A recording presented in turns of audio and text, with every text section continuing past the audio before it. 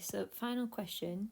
I actually think that this one is a trickier question, the way it's worded, than this one. But most of you went for the mechanics of exhalation because I think you actually knew this bit. Most of you definitely knew this bit.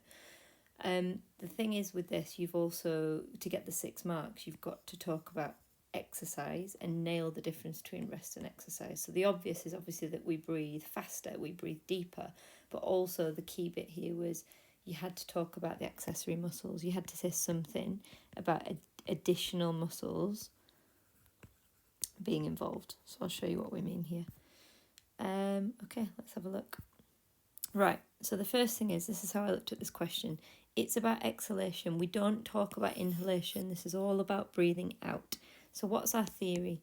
Our theory in terms of mechanics, so mechanics we said is how things work. Think about like a car, how things function or work or operate.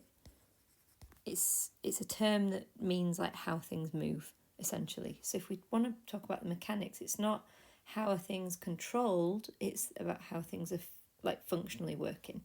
So what would we talk about? Definitely the diaphragm, maybe the pressure, the rib cage and the volume. And there's other things you could talk about too, like the external intercostal muscles, for example, any of those things.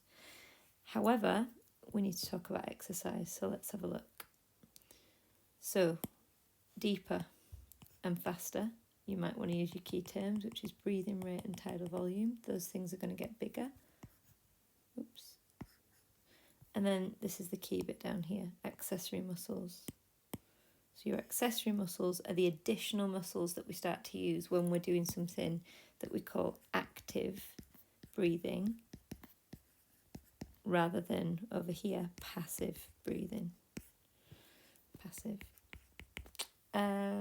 Yeah, I think the other thing to note on this question is you don't have to write an essay. Like a little table, almost like that, is perfectly legible and completely clear to the examiner that you've thought about the theory, you've done the context. This is actually a really good idea in terms of breaking your ideas down.